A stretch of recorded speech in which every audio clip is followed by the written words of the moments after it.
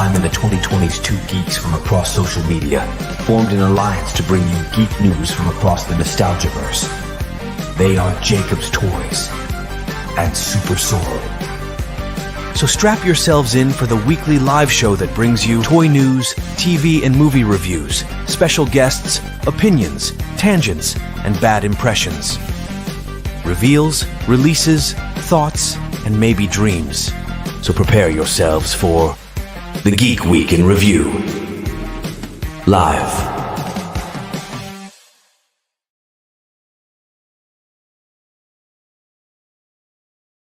What's up? Hello. I love our intro. I love it every time. Hello, welcome back to the Geek Week. My name is Jacob's Toys. Of course, the wonderful one and only SuperSorrell. Issue episode 151, and I've finally got the point down to see a point. It's all good. It's all good. If you're watching us live, jump in with the comments. Join in with the show as we go through. It's always good to be able to speak to you guys as we're doing this. And if you are watching us on repeat, Sorrel, what is the magic word? Hashtag catch up crew. Catch up crew. Ketchup crew is slowly trying to catch on there. Andy H is slowly trying to pull it in. He's trying to bring it in, but it's not ketchup crew. It's catch up crew. Quick couple of comments. We've got Emma O'Neill, SuperSorrell. I'll see you later tonight, Emma. Oh my. Oh my. Ezra Gantos, Todd World, Shaun the Sheep, Lunar Spring. Hey, what's up? How you doing? I see you. Hope you guys are okay. I love that username. Triple G Comics is in the chat as well. Look at that. Hello, Triple G. We've got Andy Roberts, of course, Stephanie Beth, Andy H. And I. We'll get to more. More as we go. We'll get to some more as we go. But Triple G's in the comments. Who's our special guest this week, Sorrel? Well, this week we do have the team of One Good Scare, which is James and Triple G Comics himself. That's quite meta that he's in the chat and he's waiting in the wings. I love that. It is. There we go. Hi, gents. How you doing? Not bad at all, mate. Looking forward to this. This is going to be fun. I'm excited for this. Good. Yeah, so we're kind of theming our shows as we go now, and each week we're kind of being more specific, trying to pick a theme to focus on. And of course, it is halfway to Halloween. It's halfway to Halloween. We're halfway there already. So we thought, who better to bring in as our guests for the halfway to Halloween show than of course, the One Good Scare show. For anyone in the comments that hasn't caught their show, their live cast, do go and check it out. Of course, all the details are in the descriptions of the videos, and we'll give a plug to social media platforms and stuff already a little bit later. But yeah, halfway to Halloween, so we've got an action-packed show ahead of us, haven't we, gents? Yeah. Sorrel, you've had quite a Halloween themed weekend, haven't you? Mate, I am absolutely drained. That's why I'm quiet. I'm so tired. I have literally been busy for the last 48 hours on the go at the Sheffield HorrorCon. Wow. Which was awesome. Absolutely awesome. But I am literally paying the price now. I feel so dead right now. My voice is knacked as well. Oh, really? Did you catch anyone special? Was there anyone particular there? I went to see, because there's a YouTube channel called the Grim Life Collective. There are two YouTubers from America. They were obviously in the UK for one of the first appearances they've done over here. I think they've been to Aberdeen or something, Comic-Con recently. But it's like the first time over here, so I had to go down and see them anyway.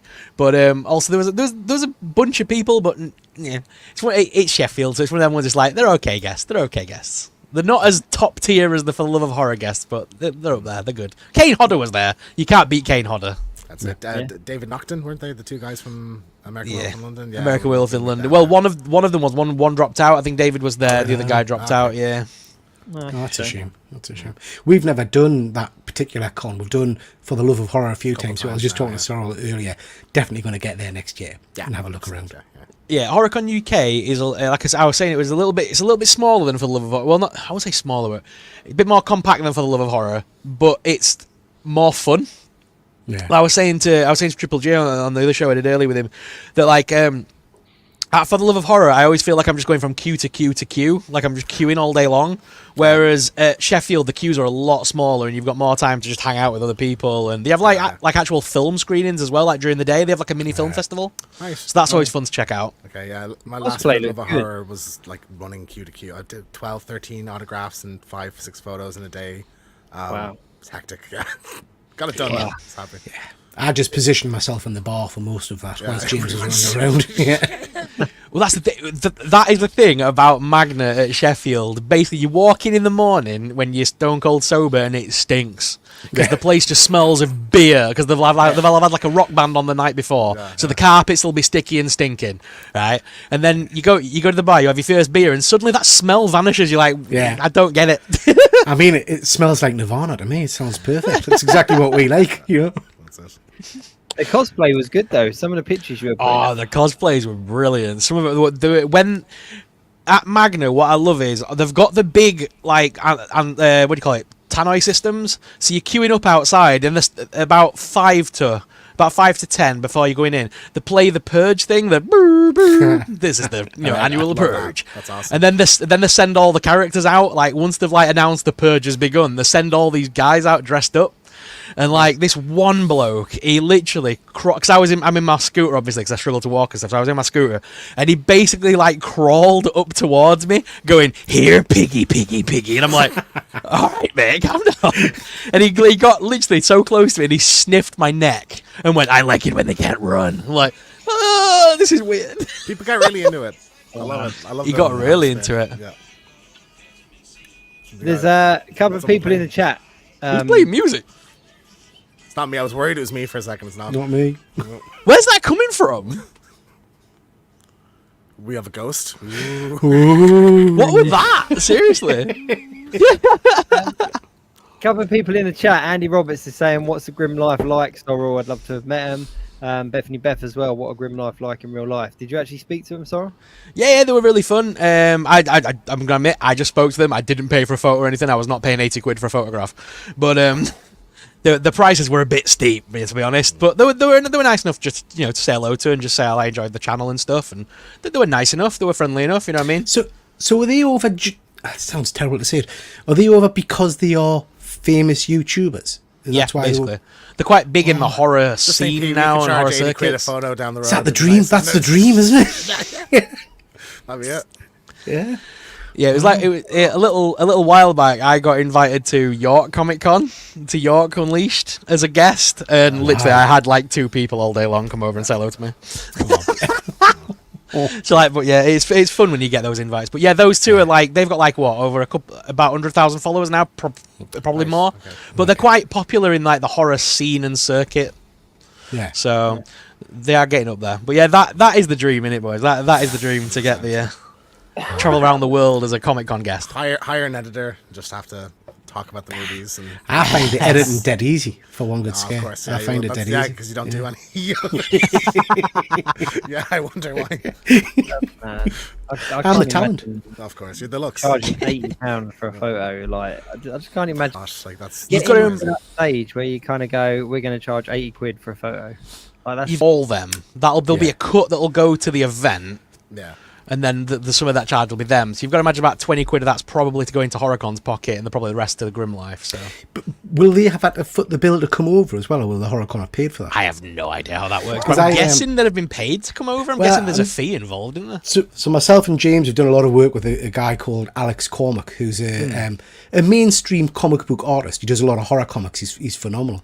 And he was telling me a while ago he comes over to Thought Bubble quite regular, but it's all at his own expense. They don't All right. they don't get any unless you're one of the big names at Thought Bubble. Everything else is on your own back, and you make your money hopefully by selling your your wares when you're there. Which it seems. I mean, because it's the acts that are the attraction normally for the cons, so you kind of would have thought they would get something. Yeah, because that's the thing as well. Like Grim Life, when you see them in the American cons on their YouTube channel, they have like cut out like 3D printed like stuff that they sign, and they have like posters, and they had none of that at HorrorCon. They had like a couple of couple of little pictures and then like one poster, but they had like half the merch they normally have. They weren't selling their t-shirts, they weren't selling any of the key rings and all the other collectibles. So I like hoping to get a t-shirt or something maybe.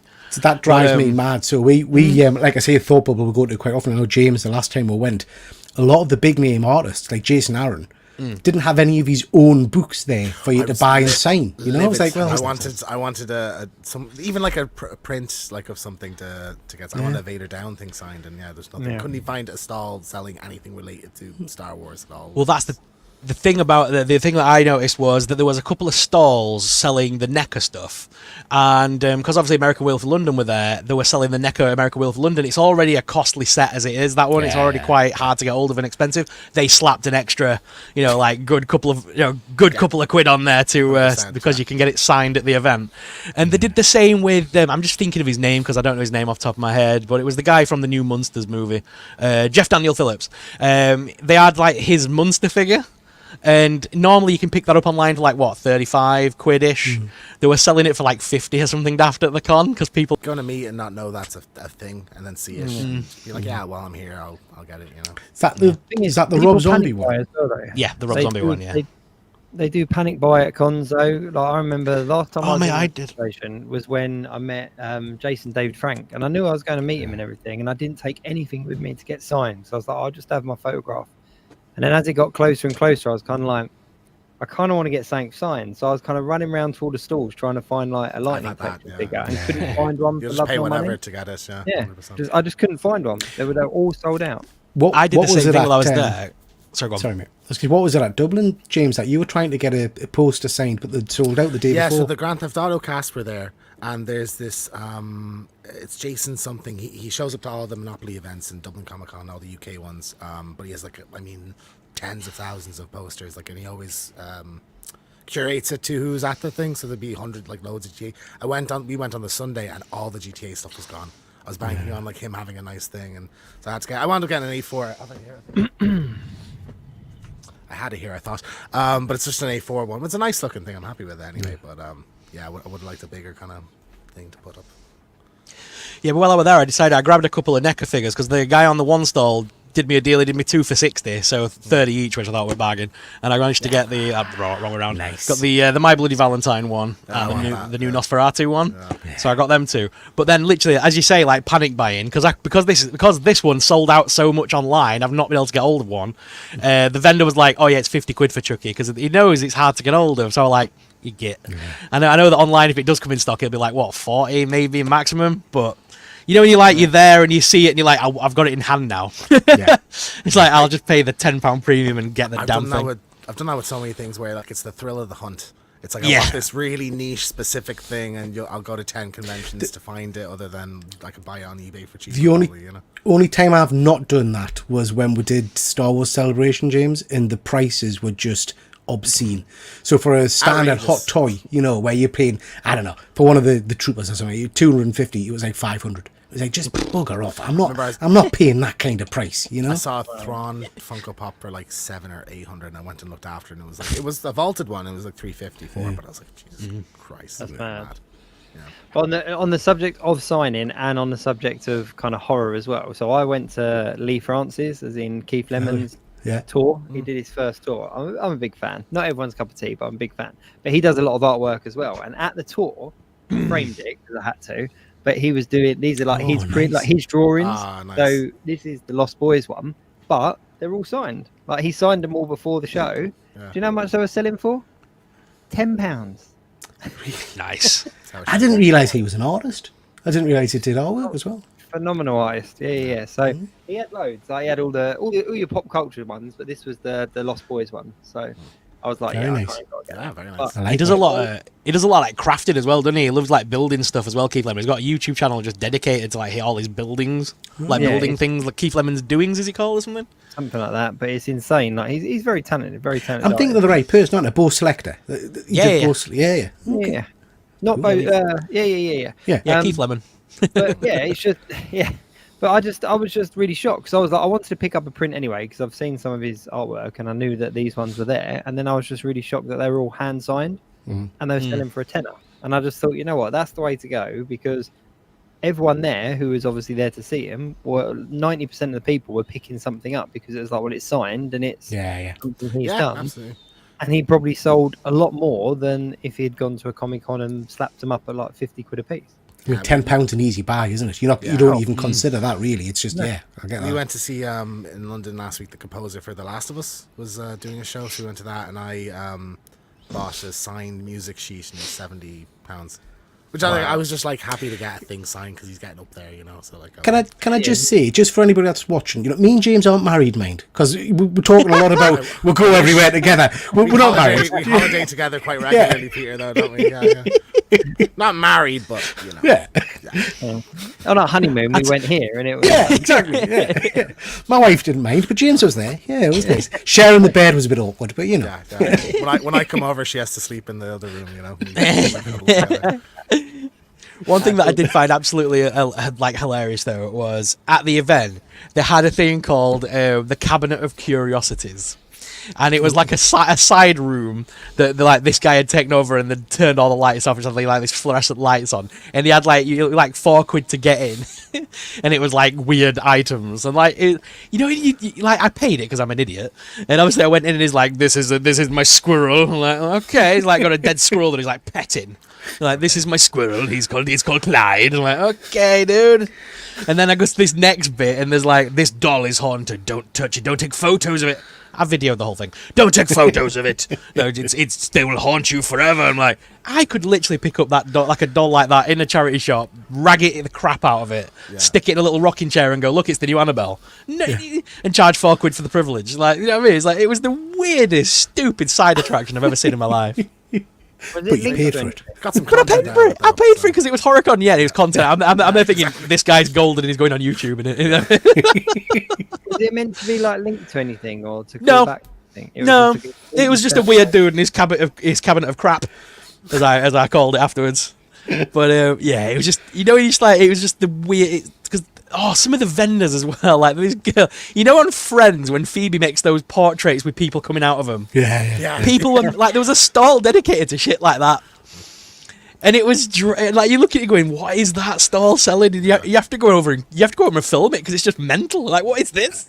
I'm always at these kind of cons just taken aback because they have to pay to get a table, obviously. Mm-hmm. And some of the stuff people are selling, I'm thinking, who is actually buying this kind of stuff? Do you know what I mean? Who is picking up all these weird kind of it's just I suppose for a horror con, it's you have a very focused group of fandom, like you will sell some of those weird occult kind of things or like freaky deaky things. Oh yeah, I genuinely overheard one girl, and I was like scooting around. I think she's in my video because I'm pretty sure you can hear her clear as day. Go, I bought something from you last year and it needs a brother. I'm thinking you're who this stall is for. I was talking to Sorrell earlier because he was on about the con with us, and I was very pleased to know that at HorrorCon it had one of my favourite kinds of stalls, didn't it? It did, right? Fudge was there. Fudge was there. A fudge stall. Why do you have a fudge stall at a con? Right at the back, opposite the Bleeding Marvelous stall. So there's this one stall selling all collectibles. Then bang opposite it, there's a dude there with like you weren't even in like a black t-shirt, like trying to at least fit in with the crowd. You know what I mean? He didn't goth up or anything. He didn't try and make anything extra horror-y on his stall. Just, would you like some peppermint fudge? I'm like, not at all. Not at all. The irony is that at like a Newcastle market, the first stall Peter goes to. He's like, well, naturally, yeah. I'm a large lad. I need that sugar intake to get us around the con. Space. That's the thing. In the hallway on the way up to the actual like con, because like the con is like in the back room. You have to walk through Magna to get to, which is like a big science museum and stuff. In the hallways, they had this guy and he had a big popcorn cart, but he was dressed as like a killer clown, and he turned like the syrup that he put over the popcorn. He put that red so it like blood splatter. Yeah. And he scattered a few red M&Ms in there, and it kind of looked like, you know what I mean. At least he like themed his popcorn. You know what I mean? It's like he's trying to fit in with the event. A guy at a fudge stall was like, "No, do you want some fudge, mate? Want some fudge?" I reckon he just booked the table at the wrong weekend. There's probably like the next weekend's Fudge Fest. Thing is, it sounds like I'm absolutely bashing this con, but I know I love this con. It's my favourite con of the year. It is literally is because it's full of every year you'll see the same people and they're always chatty. They'll always say, because there's like you say, like for Love of Horror, you're running from place to place, whereas at this one you've got time to sort of like get a drink with people at the bar and chat and. because it's a smaller event. Like you actually saw like Kate and Hodder grab a beer in the afternoon, and we just stood chatting, cool. telling people about about his time on Friday 13th and Hatchet. So I mean, you got that sort of like bit of time with him, which you don't have to pay for. You know what I mean? Yeah. Does it have like an opening night or an after party or? They have an like after party, and they also party, yeah. do. There's at the Cineworld in Sheffield, which is round the corner. They have like a mini like horror festival. So they showed American Werewolf in London, and the guy from the film was chatting about it beforehand. That's cool. Yeah. And was like signing afterwards, like a bit of a continuation of the con. So they do sort of like stuff on an evening and that as well. Okay. Nice. Yeah. I think it's just a random thing with conventions in general now, though, that there's always a handful of really out of place stalls. Like even like the bigger ones, like MCM London, like there's a couple of stalls that are just completely out of place. Like Dogs Trust. Yeah, so I did a video on this over on Triple G Comics. Go check that out. About my kind of feelings towards conventions and that. Back in the day, because I'm an older gentleman, they used to be in kind of church halls, and it was just full of guys selling comic books. Now I go to the cons and it's like one comic stall, 90% anime stuff that I don't understand, and then just random stuff like you say, animal shelters and things like that. It's like, what are you doing? It's just it's gone crazy. I've stopped going to as many as the Unleashed one because it literally just ended up being full of about 15-year-olds in cat ears shouting woo woo at each other or something. I'm like, no, I'm not into this. I'm off. Yeah. It's like I'm not into this. It's the weirdest anime scene I've ever seen in my life. Yeah, I just don't get it. Like, why don't they separate them? Why do they mix the two? Like, it's just surely there's enough of a following with like the anime stuff to just do anime. Well, that is the thing, anime cons. So like, yeah. But like Comic Cons now are just pop culture cons. They're not even really about comics anymore. No, not at all.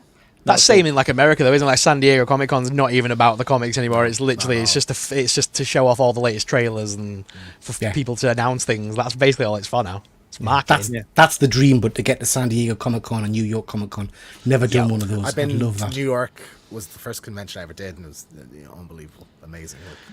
So, for setting the bar really high. That was that's it. Every con since has been everything after that was just downhill. For my channel, I'd just settle with New York Toy Fair. That would just be ideal for me. Go and see all the toys at New York. That'd be amazing. I'd spend too much. I'd come back losing the house or something. You'd need to have a budget. Like it would need to be a budgeted kind of trip. Oh no, come on! I said that to myself yesterday, and I'm like, I've got a credit card and a debit card and an armed with a bit of cash, and I spent up in seconds. I'm like, I go every year and go, I'm not going to do it this year. Oh, NECA figures. I don't do well with budgets. I struggle with control really. I'd spend my budget on ice cream. The thing for me with the cons, apart from the fudge and the charity donations, like I find it really hard to not spend money at the cons because it's seeing stuff in hand, and we don't have that luxury. Like, yes, you have your kind of mainstream toy shops that will, stock certain Hasbro figures or things like that, or you'll get your local comic stores that will have a couple of NECAs or something, or even like HMV now has like your NECA figures and stuff, but it's not kind of aisle after aisle of stuff. Is you can't really browse, you go in for something specific, whereas you go to a convention and there's just so much stuff that it's hard to not, because it is that kind of what it's here, it's in my hand. Like at MCM I bought about 3 Hot Toys, I think it was, and they weren't ones that I needed, but I was like, well, they're in my hand and I can see what they look like, so I'm gonna have this one, thank you. Andy H literally has it down. That is literally me. I'm not going to spend sleep. Oh, shiny! That is literally me. But I can vouch for that because I literally bought this really old Living Dead doll. It's one of the last ones they made before they stopped doing the coffin versions. It's like before they went all like licensing. So this is like one of the old school ones, and I saw it and I was like, it's the Halloween one, it's the pumpkin one. I'm like, I must own this. Like, how much is it? Like, to you? I'm like, no, just tell me the price. Don't try and butter me up.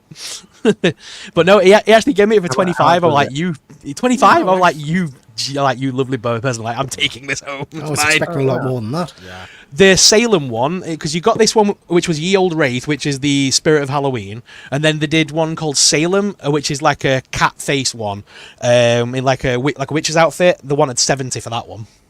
So I mean, he wanted to get on my YouTube channel because he's like, I'm pretty sure he's like, here's my business card. Like, talk about me on YouTube, please. And are you gonna? Because he did. Yeah, I've already done that. I've already done it. Don't you worry about that. I've already done that video. Obligation filled. It's that in-hand thing. Like, you see something in hand, and it's, and I think that's where the conventions need to kind of get back to. They've kind of gone on a bit of a wibbly wobbly, because at one point it was just all Funkos and all anime. Like, I'd go to a convention, I'd be like, where are the comic books and where are the action figures? And it's like, but yeah, now they're kind of getting back. It's either that or it's their complete extreme, and they're just rubbish. There's no real guests. There's just people they're kind of setting up as guests, and then there's like kind of vendors that you've never heard of before. Like there's a couple local to me that kind of pop up, and I'm like, it's only a tenner to get in, but do I really want to go in just to look at places I've never heard of and see people I don't know who they are? I often have it with cons where I don't want to leave without buying something, because I feel like I almost wasted my time going into the thing in the first place if I didn't buy something, So but now I've kind of learned to I'm not just going to buy crap for the sake of it, I'll get something I want to. See, I get suckered in every time. I remember you were pulling your face at us, James, when I was it HorrorCon or Leeds Comic Con? I can't remember, where I had to buy something, so I ended up paying money on that stupid Lucky Dip sword stall thing or something, where you pick a lollipop out. And I think I spent 20 quid on lollipops or some shit. I was like, I don't know if I was there or not. I think you told me afterwards, maybe. My favourite with the smaller cons, though, are the people that cosplay, that kind of, they're not there as guests, but they think that they should be. So they kind of cosplay and they walk around trying to get people to take photos with them. And they're my favourite. I'm my absolute favourite. And you're just kind of like, oh, who are you? Oh, I'm the UK, whatever. Or like, oh, okay, right, cool. The whole cosplay thing's really bizarre, but because I don't know if any of you guys have ever done cosplay at somewhere, but I did it for the first time out of love of horror. And it was a bizarre experience. It really did do a lot for your ego. People coming up and wanting the photo with you and stuff like that. It was strange. You were loving it. Oh, I was so high on it. I was mildly aroused most of the convention. I have to say, it was incredible. We created a monster. That was a really he was the Babadook, and it was so impressive. Like the man, it was terrifying. I did blow up the ghost train. That was disappointing. Oh, that was so funny. Got on a ghost train. He paid £3 for a ghost train, and then lost his hat. they wouldn't go in and look for the hat.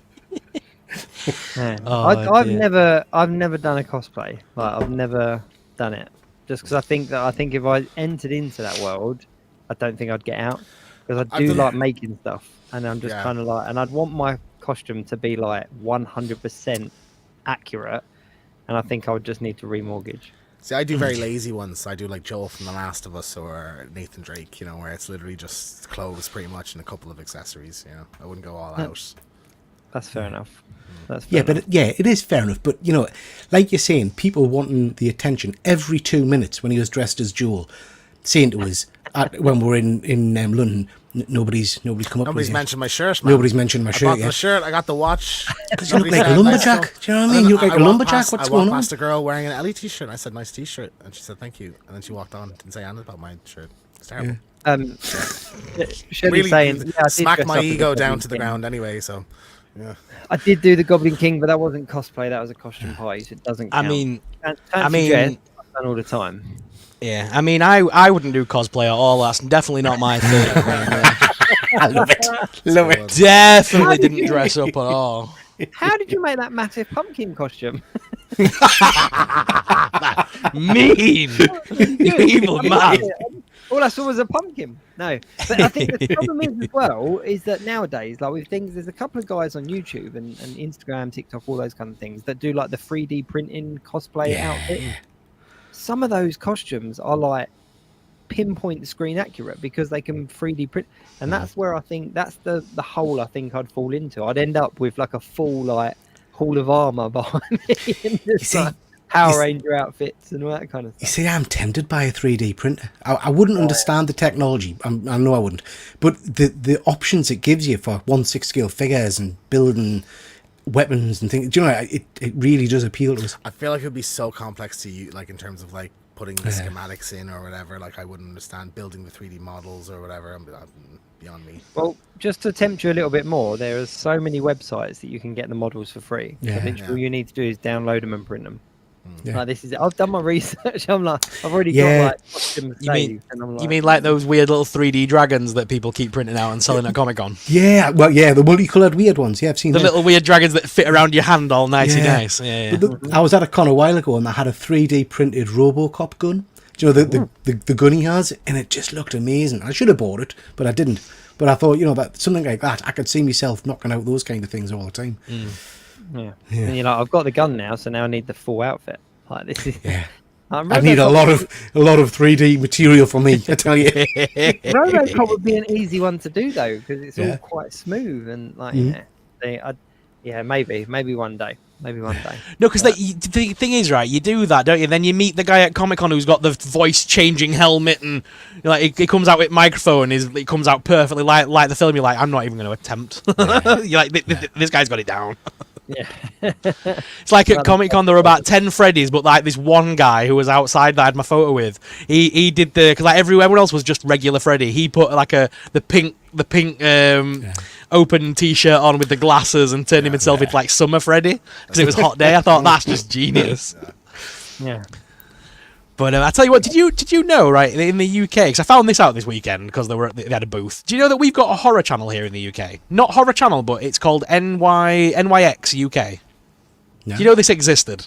No, No. never heard of it. Because they were doing this stall at the HorrorCon this weekend. They were saying like nobody knows we exist, but we've been online for 2 years, and they've got a Freeview channel and everything. I'm like, how have I never heard about you? So is it like a television channel? Yeah, it's a television channel on Freeview, and it just plays horror movies all day long. Like, so they play all the black and white ones that are like PG, like kind of in the day, and then like 8 o'clock at night they have like a nightly movie. Like tonight was Evil Dead and stuff like that. Like they've got like proper decent movies on there. Okay. Oh wow. I've And, never even it's- seen that when I've been browsing because I've Well, got I all was the even looking Sky through stuff, Sky. I was looking through The- Sky the other day when I was over at my sister's, and I couldn't find a horror. I thought there was like Sky Horror or there was used to be like a horror movie channel dedicated one. There was What one about called the horror there was one channel? called a horror channel, wasn't there? Literally called Horror The Channel. horror Because channel, yeah, exactly. Yeah. Yeah, that's gone. it used to. I remember back in the day, it used to show like the Freddy Krueger TV series and Camp Mr. Lake and all that weird stuff. Exactly, yeah. I mean, the problem is though, is with all the streaming sites, like you have things licensed in different places. So obviously, that you get something like American Horror Story will go to Disney Plus. Yeah. How can a dedicated horror channel survive when the hot topic horror series is on a different streaming site? Yeah. And I just find it just sport for choice. Like with all the different streaming sites, yeah. like trying to find something, and it's like we were talking just before we went on. Like I've only just really got into Lois and Clark. I know it's not horror related, but I'm a massive Superman fan. But I just never caught it when it was on the telly. But now, kind of stumbling across it. So yeah, just trying to find something specific is The problem with Lois and Clark for me is it's when they sell it between seasons. So first and second season I think was on E4 or something like that. Then the third season I don't think it's on E4 anymore. It's on a different channel. So I kind of completely missed it because it's shifted where it's meant to be. If that makes sense. Yeah, So yeah. it frustrates us when they do that. I'll tell you what did land on Amazon Prime. Masters of the Universe came on this week, and I love it, but I hate it at the same time. Like it's an amazing 80s action movie, but it's an awful He-Man film. It's kind of like It's the best we've had so far, but we've got more coming, haven't we? Hopefully next year or the year after, I think it is. And to be fair, 2026, I think. and to be fair, I'd argue that the rendition of Skeletor is still pretty spot on. I could watch the movie just for Skeletor, you know. yeah, 100%. And Evil Lynn did it for us. I don't know why, but that was good. But it was just, I love it. I absolutely love it. But it's just kind of, I just remember as a kid when it came out and just kind of like everything I knew about He-Man and none of it was in it. And I was like, that was the I same. love this. This is cool. But it's, But no, they have announced a new He-Man film. Yeah. But that's again supposed to take place on Earth. Did you hear this? Oh no, I didn't hear that. Yeah, there's like an official synopsis that's been announced, and it's something along the lines of he goes to Earth to do something and then comes back to Eternia, and it's kind of like, why have you got to throw Earth in it? Just leave Earth out of it. Just stay in Grayskull. Yeah. You know? Yeah. Yeah. You know, the funny part is, you know, it's going to star someone like Jay Baruchel as Adam or something, like this skinny little kid, and he'll be like really awkward, like, and then suddenly like the sword will land in his back garden, and he'll pick it up and like, I have the plan. It'll turn into like Arnold Schwarzenegger or something like. Dr. Von He's just Hoot gonna. Sorry, Rob. said that he saw the Man Thing movie on the Horror Channel about 12. Have you guys seen the Man Thing movie? Rodney. Yeah. Yeah. Yeah. Rodney. So good. It's like Marvel movies before Marvel made Yeah. movies. So Like, it was it's- the deal was like it was that and the Punisher was like it was a 4-movie deal, and then after that one they did Punisher and then that, and then they just stopped. So I think maybe Artisan Entertainment or something like that. They went Was out Nick of Fury not part of that as well? I can't remember if No. Fury was before or after business. that. That was 98, I think. With the Hoff. Yeah. Yeah. yeah. But Oh, no. I do hope he turns up in Deadpool. Oh, yeah. Well, or Secret Wars. Give us Secret Wars, because Secret Wars should be the everything in that one. I don't want too much in Deadpool. I kind of want them to keep some of the stuff for Secret Wars. I also think just temper expectations for Secret Wars, that it might not be everything. 'Cause I remember going into Multiverse of Madness thinking we were going to get all this amazing throwbacks to things. Yeah. We didn't get anything, like really. So. Did I you honestly see them? think I honestly think Secret Wars will be like the final swan song for people like Hugh Jackman, Tobey Maguire. Yeah. I think they'll get them in it one last time, pay one last big paycheck to get them on screen as those characters, and then have them disappear into the multiverse at the end of it and never to be seen again. It's for the 90s kids, I think. Yeah, Yeah. it'll be a whole new idea, start. yeah. Did you see we've got potential casting for Ghost Rider? That's being rumoured today. Oh, what's the rumor today? Ryan Reynolds? Not Ryan Reynolds, sorry. Who's Gosling? just done Gosling. Fall Guy? Ryan Gosling. Ryan Gosling. Ryan Gosling. Ryan Great Gosling. casting. Gosling. Fantastic Yeah. casting. They should absolutely be. I mean, it might be rubbish. Do you know what I mean? It might be. Yeah, but Ralph- that's what's mentioned. Ralph Ineson is Galactus. Yeah, That's a great choice. Yeah, he's a phenomenal actor. Yeah, I'm really looking forward to seeing That'll him. be And Malkovich is in it as well. Malkovich is in Fantastic Four. Who? You see that? Really? John Malkovich? Oh, Is he yeah, really? sorry. Yeah, yeah. Now voicing Herbie, maybe? Who do you think he'd be in that? I don't know. I don't know who would be in that, to be fair. There's also a rumor circulating as well that they're going to do a 6-piece Disney Plus show with Chris Evans. Have you I heard saw about that. this one? Yeah. Yeah, so it's a 6-piece Captain America returning the Time Stones, like the Infinity Stones. So it'll be an episode for each stone. Oh, You see, they my set that up at the time, didn't they? I mean, that would be, for me, that would be, if they do it right, perfection. Because I love That's what Chris they should Evans have. in that role. They should have springboarded Disney Plus with that show. Yeah. like Yeah, that. That's, you know, That's the reason I got it done, yeah. I'm kind of with Andy H on Ghost Yeah. Rider. Yeah. I think that feels like a guaranteed Deadpool or Secret Wars appearance, though. I think that's one that they'll definitely do. Has to be. I actually can't- scored the Ghost Rider bike, the Nick Cage Ghost Rider bike for. You remember the old Toy Biz one? Yeah. And I sold mine off years ago, and I managed to score it in one of the Facebook groups to go with my Ghost Rider figures, and it still works. You push the button, it still lights up. I was like, yeah, this is good. I just can't picture Ryan Gosling as Ghost Rider after I'm just Ken. That just I'm just It's Johnny. incredible.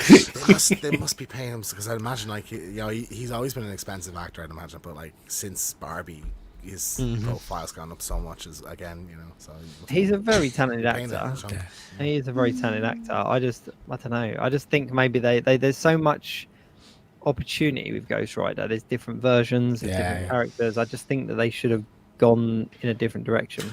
I also think I would have liked to see him as a villain. I think that would have been interesting. A one and done. He feels like an actor that would just do a one and done. Not do Yeah, sign that'd on work. to a franchise. That'd work. That would definitely work. So, Yeah. I was going to say horror halfway to Halloween. Yeah. Didn't you have some themes? Yeah, mate. I put a lot of time into the show, as you can see. No, I did send the guys some questions beforehand that I wanted to just go over because I think these are always fun questions. But like Halloween is like a big thing to me. I'm like a giant Halloween nerd. I always have been since I was a kid. I remember the days of Fox Kids Network. Do you remember that back on the original Sky? Yeah, And it'd be Halloween, and they'd just play Goosebumps all day long, Yeah. and you just sit and binge watch Goosebumps before going trick or treating. Bringing me back, man.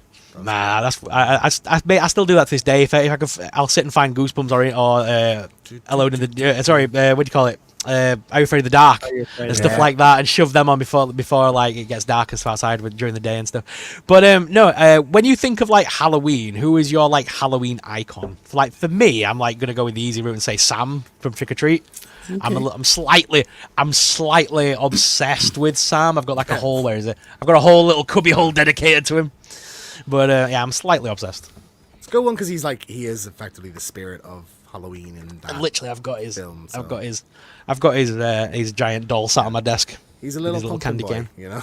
Yeah, definitely encapsulates it. Very cool. Very cool. I still haven't seen that film. Mate, It's amazing. Absolutely. it's sacrilege that One you've of never the ones seen I it. keep putting it off. But I will see it before Halloween. How's that for a deal? I'll watch it before Halloween. I just like that film for Anna Paquin. I can't lie. That's one of the main reasons for watching it over and over. Is she in that? Is she? Mate, half of the X-Men are in it. Are they really? Yeah. As the X-Men. Yeah, Like Blizzard literally, there's from like Sam loads of Raimi. the cast from like the Fox movies all in that movie. Yeah. Oh, maybe very he'll cool show up in movie. Deadpool. Maybe you'll get Sam show up in Deadpool then. Yeah. But you know what? For me, I was thinking about this, and I couldn't really pick one out. Ooh. But if I'm on, it's got to be Freddy Krueger. If I think Not of- even my boy Chucky. Nah, see, I always Child's Play to me wasn't scary as a kid, but Freddy Krueger did scare me. Like the two films that kind of stuck with me when I was younger was the Nightmare on Elm Streets and the Hellraiser films. But I think watching back at the Hellraiser films, I didn't quite understand them the way I thought I understood them as a kid or when I was younger. Whereas watching them as an adult, I understand them a lot better. But yeah, it's Freddy Krueger for me, like hands down. Like, yeah, Freddy Krueger. When I think of Halloween icon, Freddy Krueger. Mine's dead easy because it's linked with the name to Michael Myers straight away. As soon as I hear him, Bastard, you bastard. that's why I jumped in before you, James. That's why I jumped in before you. You knew mate. I was gonna pick Yeah. Michael Myers as well. Yeah. But it is, as soon as you hear Halloween, that's what I picture. Do you know what I mean? To be fair, as soon as someone says Halloween, I hear the diddling. Yeah. just Yeah. just the epitome of terror, I think, in particularly that first movie. Like, Yeah. it's There so you go. scary, terrifying. Everyone's yeah. saying Michael Myers there in the comments. 100%. The shape. I went back recently and watched the Rob Zombie Halloween movie. I can't remember if it was on the back of one of these shows. He's talking about someone talking about it. Oh yeah, we're talking about it. Yes, yeah. Yeah, and I don't know.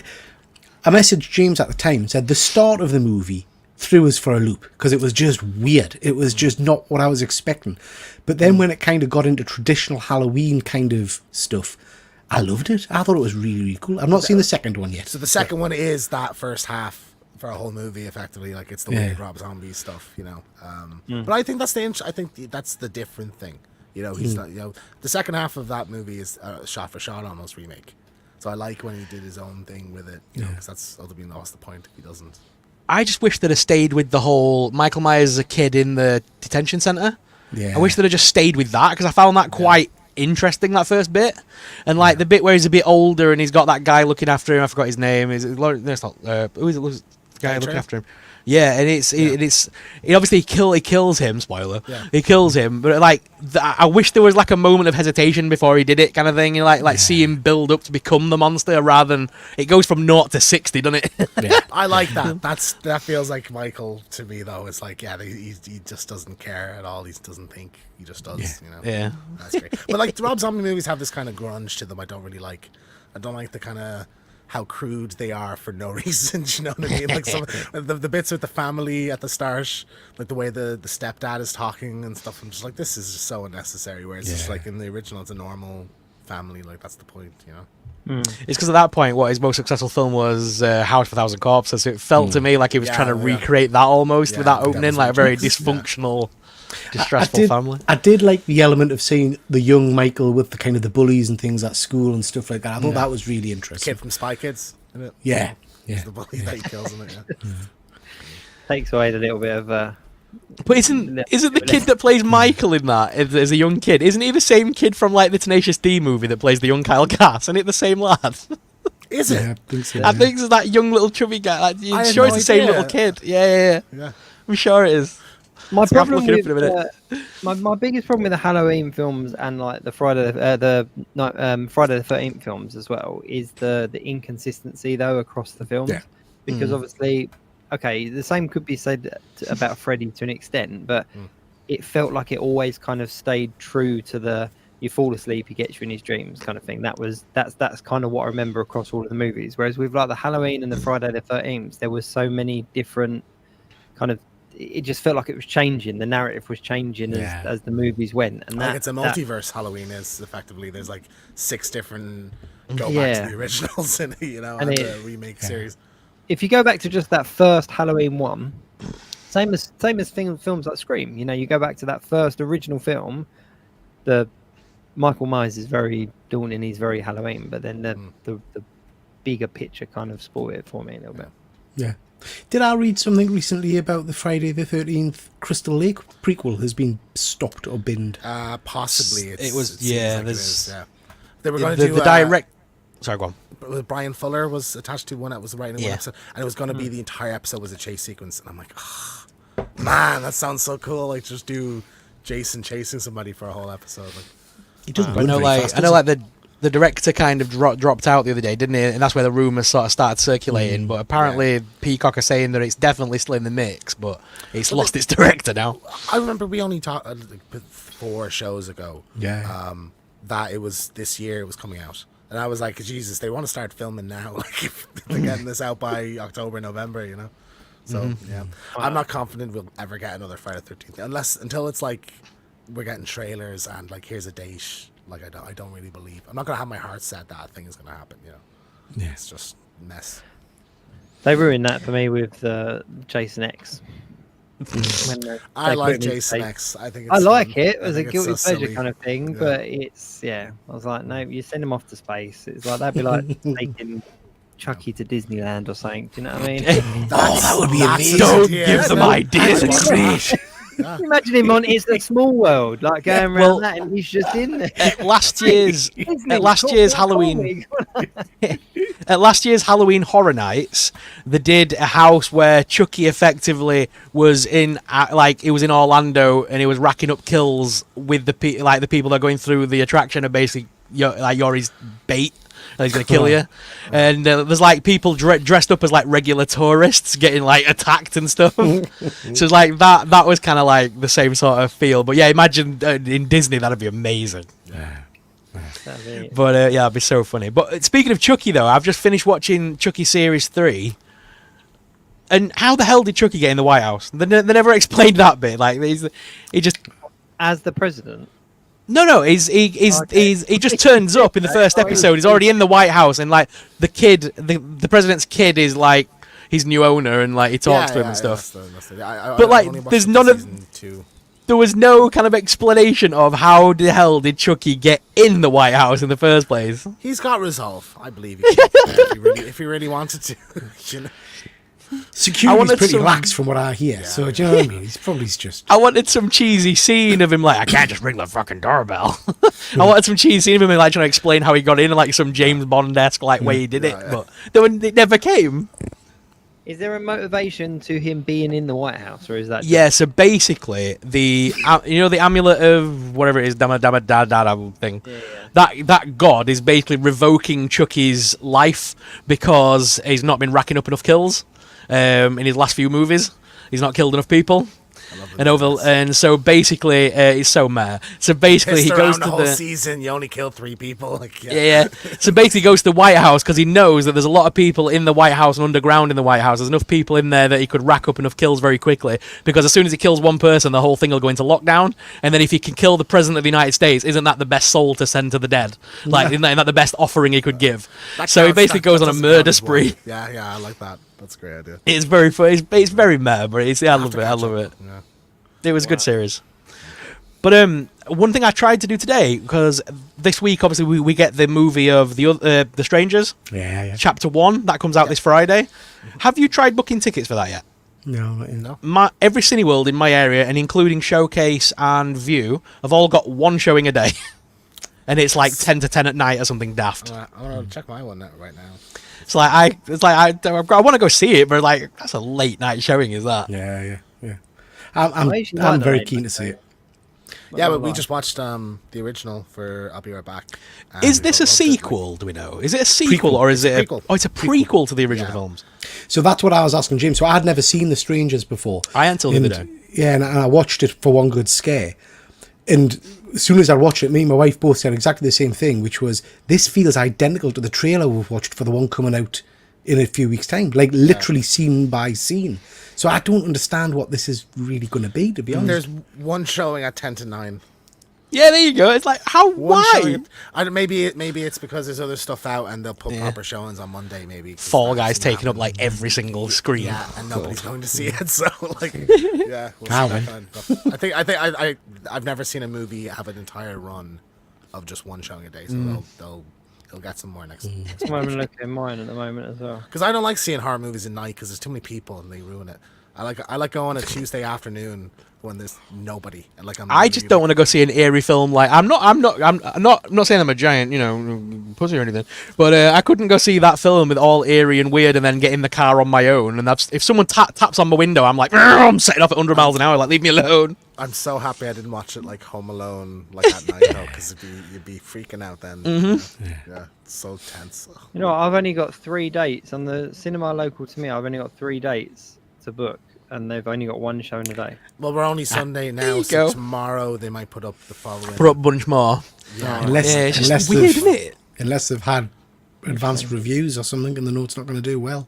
I've never seen The a movie do that. Like it doesn't have it has a full release. It doesn't have a limited release, so it will get. This has also filmed its sequel already, hasn't it? They've already filmed 1 and 2 Three. back Yeah, to back. three of them. They've filmed all 3. Yeah. Jesus. So it's part So that- 1 of 3, and they're all stated for this year, but I don't see how that is possible. Like I'm sure they'll be every year for the next 2 years or whatever. And this is a prequel to the last one, To the original movie. Yeah, to the original one. I bet that third one is gonna rock right. You might get even Liv Tyler and Scott Yeah, Speedman yeah. showing up at the end, and they'll rock right into that. Then it'll be them seeing them at the wedding at the start or something. And Oh, Liv Tyler. she's great in that movie. Sorry. I thought God love her. She went through a rough time. Like some of the trivia stuff, it was like she had tonsillitis and stuff because she was screaming so much. Because they filmed it sequentially, so like when she's screaming for 5 minutes in the movie, she was screaming for a week to film that. So rough. Like Wow. So I'm pretty sure I'm going to know the answer to this one, guys. But favorite Halloween themed movie? Halloween. I'm guessing it's going to be Halloween. I got in that first. Halloween is my favorite horror movie of all time, and my second favorite movie overall. I just think it's perfect, like absolutely flawless. Such a simple idea that's so well executed. I think the music's incredible, the acting's fantastic, script is so sharp, and just created like just the most terrifying villain. Like I remember the first time watching it, I had never found 80s movies, 70s movies to ever be scary. Like you watch The Shining or watch The Exorcist, never found them scary. We watched that at like 12 o'clock in the day and terrified with like the sun up and everything. It's absolutely shaking, So yeah, incredible film. Because I mean, whilst Sam is my favourite horror icon, and I've got to say I do watch on Halloween night. I will watch Trick or Treat, but there is one thing that I will watch above everything else on Halloween night, and that is the Haunted Mask by Goosebumps. Oh, I've seen it. To this mate, treat yourself. To this day, it's a kids thing. Obviously, it's Goosebumps, but to this day, the Haunted Mask is still my ultimate favourite, like Halloween themed thing. Oh, I'll have to check that one out. For me, it's and this is going to feel like a cheat, but it's a one James introduced us to a little while ago, and that is obviously Trick or Treat. So I'd never seen that before. We watched it together, James, didn't we? Again, not engaged. We did. I was on over that. at yours. That was our second I'll Be Right Back, I think. So we watched Yeah. that. I just loved everything about it. I'm a big fan of anthology style horror, TV series, all that kind of stuff. I like the short, sharp kind of horror stories, and I thought this was incredibly clever in the way it kind of interlinked everything, and so much so that I missed the big reveal, didn't I, James, of who the bloody... You didn't know that the serial killer was the vampire guy. And even in the video, we have that reveal, and I was so confused. Like, what do you mean? He's the vampire guy. He was like, shit. Yeah, it's totally honest. But I just think it's such a clever film, such a well done movie with a great kind of cast. Loved everything about it, and I cannot wait for the sequel. Can't wait for that. That worries me. That worries the crap out of me. Yeah.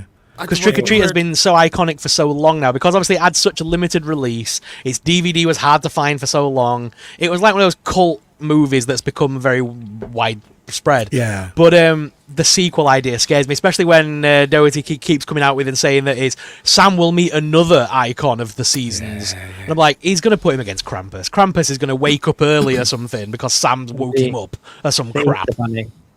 Easter Bunny. Yeah. Cupid. Oh god, yeah, you can even imagine it would be Easter Bunny because then he can make an Easter Bunny movie because he's already got Krampus, he's got Sam, he needs an Easter Bunny now, doesn't he? But we were saying even when we were talking about it, like, why isn't there 10 of these movies? Like, I just don't it's get a it. perfect format to do one a year, you know, like we should have Every Halloween, bang one out. A couple of short stories.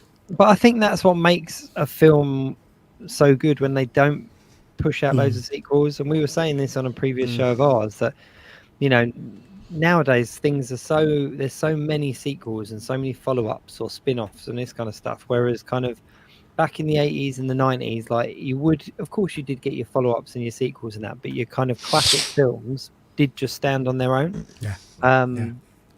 And it's, I mean, like Beetlejuice, for example. Beetlejuice was an iconic film for so long, and I've only just now pushed for a sequel in this kind of sequel age, you know?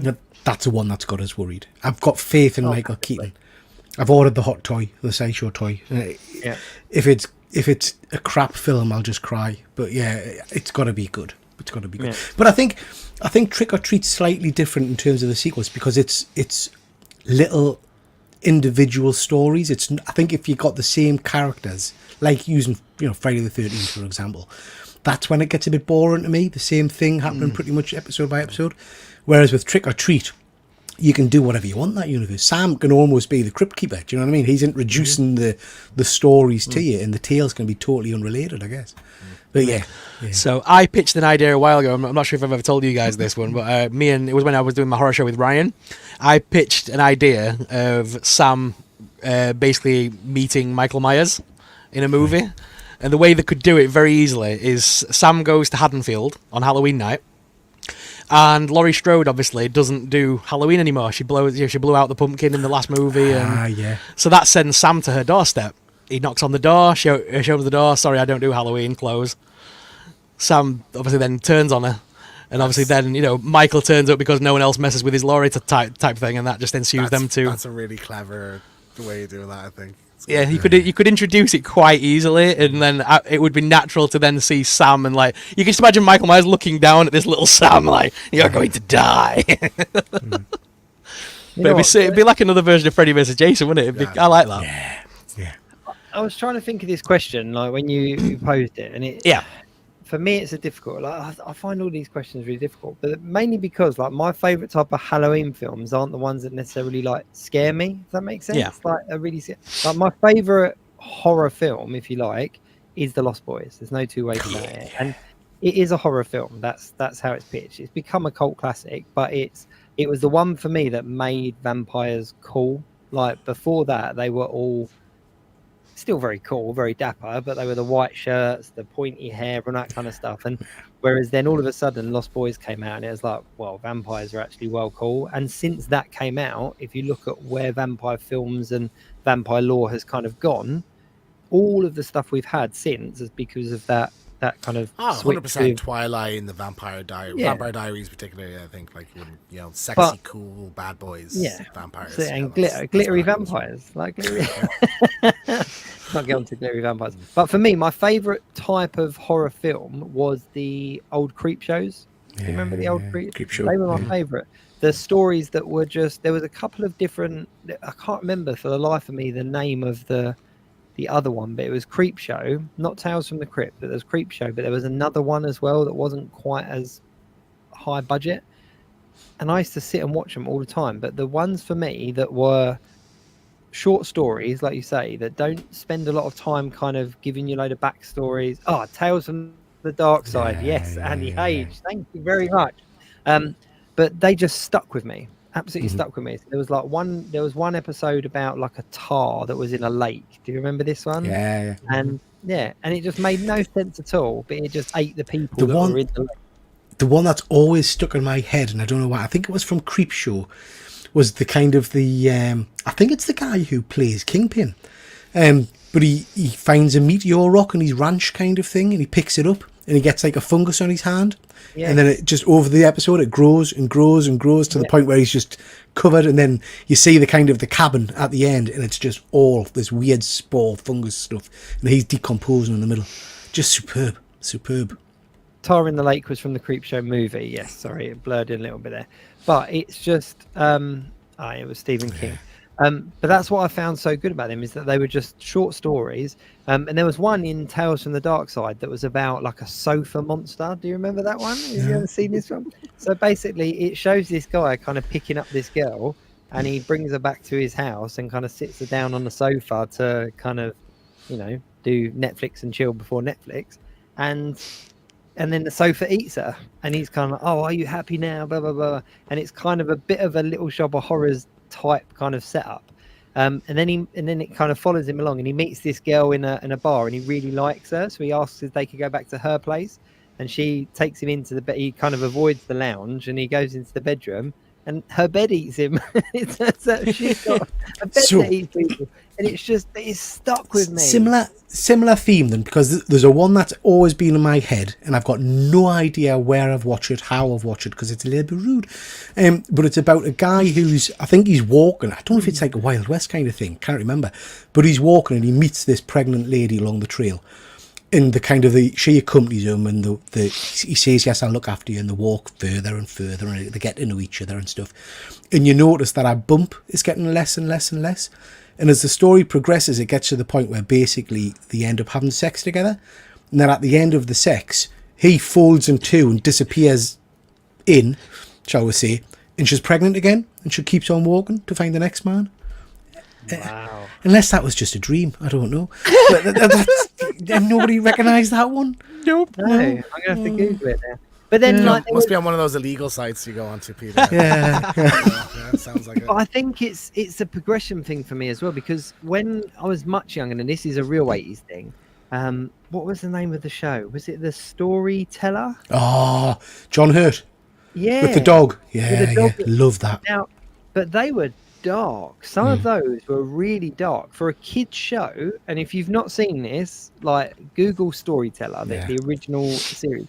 Some of them were really dark. Yeah. And there's one that just sticks in my head. The little one about the sack. Do you remember the sack one? Yeah. Oh, and he opens the sack and the little face is in there. Oh, no. So the Storyteller, it was great because it was literally based on the original stories. It was based on the original fairy tales, which if you go back and look at, some of the original Grimm fairy tales, they are actually terrifying, Yeah. But there's a series of books out at the moment called The Storyteller, and you get different hardback volumes. I've got a few of them, and you get giants, and it's 4 stories about giants, and then ghosts or whatever. It's really cool. I think you can get all those episodes on YouTube. Well worth checking out because they're all very good. Yeah. They are really, really good. But like watching that as a kid and then kind of learning about Creepshow and Tales of the Dark Side, it felt like that natural progression. And I just think that's missing nowadays. Those kind of short, because everything needs to be a combined universe. Everything needs to build up to a sequel or have this high paid actor in it or whatever. And whereas these were just kind of like, Andy H said about that Tar Lake being Stephen King, but I had no record. I remember now he said it, but I don't link that to Stephen King. I just remember it being and when I went away and I worked in America on a summer camp, the first thing I thought of when I got into the lake was that. I was like, no tar, it's all good. But they stick together. So I'd say Creepshow for me. If I can't have Lost Boys, I'd say Creepshow. Very cool. If I went to a summer camp, the first thing I'd be thinking of is I'd be watching out for old ladies in dodgy cardigans because that's how it starts, isn't it? Listen, every summer camp has a horror story as well. It's so messed up. Like every single camp has a horror story. And mate, you don't even need to go that far because, like, I remember when I was at school in junior school, they took us to Coventry. We're not even that far away. Took us to Coventry to this. It was like a dodgy ex-army camp thing, and there was like a dude with a dog that ran it, and he was the most terrifying man on the planet. It just looked like an episode of Goosebumps gone wrong. And and then like under one of the beds was like, the Grey Lady will be here at midnight. So like people had wrote all over the place about the Grey Lady, to the point where the entire class got freaked out, and a teacher had to go, "There's no such thing as the Grey Lady. Go to sleep." And like he was getting so mad that night. The worst But thing yeah, was like, at the camp I worked at, right, and then there was two stories. I won't go into detail. No, actually, I could tell you because it's a horror episode, isn't it? So the first episode, we had a massive lake, and I worked on the lake anyway. And the first story was about this boy that supposedly his parents had drowned him in a canoe, like when they were Jason. out. It was very similar, very very similar, but it was that he had a wheelchair and everything like that. So there was a wheelchair in the woods, like, so if you went to a certain part on the lake you could see this wheelchair. So the whole backstory, so obviously the kids were freaked because they would all learn the story, like the camp story, and then as you go out on the lake, if you look at a certain direction at a certain time, you see this wheelchair in the woods. Oh, mate. And then there was this other cabin that was never used, like it was never used, which no one understood why, and still to this day I have no idea why it wasn't used. And they were like, oh, because something happened in it one year, so they've now just like quarantined it and everything like that. And so us being us, I think we were high one night, like, you know, we decided to break into it, and it was covered in like satanical looking graffiti. Like it was messed up. We were like, nope, nope. Got out of it. So yeah, it's like, yeah, every camp has a story, but it's good fun. It is good fun. Good stuff. Wow. Yeah. Sorry, there's no way to answer that. Oh, good. Next question. So, do you guys have a guilty pleasure horror movie? Like a film that everyone else says is absolutely diabolically bad, but you absolutely love. For me, it's Annabelle. Annabelle Comes Home. Oh, no. Third love one in Annabelle. the series. I love Annabelle Comes Home because it's just like loads of different like things Yeah, from the Warrens. that's what I love that one. That's great. That to me had like 13 Ghost vibes with the whole like Yeah, there's a different exactly. ghost in every room there. I love that. I thought that was fun. Mishmash of all these different things. That was Yeah. my favorite element of it. When I heard the idea for it, I was like, that sounds amazing. They went to the cinema. It came out, and I was like, yeah, that delivered. I thought. Yeah, a lot of people said it was like the Scooby-Doo episode of Annabelle. That's why Like, I just love the, it. like, I least- think is probably yeah, exactly. Yeah. I mean, Willy's Yeah, Wonderland. Sure. Dr. Von Who's got it right there. Willy's Wonderland. Yeah, it Amazing. has to be Willy's. Balls. So me and James have argued about this repeatedly. So I think bad. Willy's Wonderland is fantastic. It's a Nicolas running gag. Cage. It's a running It's gag in our Nicolas Cage. videos of is this movie worse than Willy's Wonderland? And I don't think I've ranked anything lower than it. You are overly. Well- You're grumpy about Willy's Wonderland. You are again. You again, wasted our we watched that precious together, time didn't we? I had in Yeah. England, and you wasted it making me watch the. How bloody how movie. dare you, sir? Well- how dare you? It's Willy's tremendous. Wonderland is a good film. There you go. There you go. I would even No, it's say not. publicly that I think it's better than the Five Nights at Freddy's film. What did I say? Sacrilege. What did I say, James? I said exactly the same. I As a enjoyed film, it more than Five I Nights at think Freddy's. there's elements. I'd put them on par, to be honest. I think So they're about the same. this is. I think it's this because is the way- Freddy's pandered to the kids, whereas Willy's Wonderland was a parody of Five Nights at Freddy's, so it aimed Yeah, at older exactly. adults, didn't it?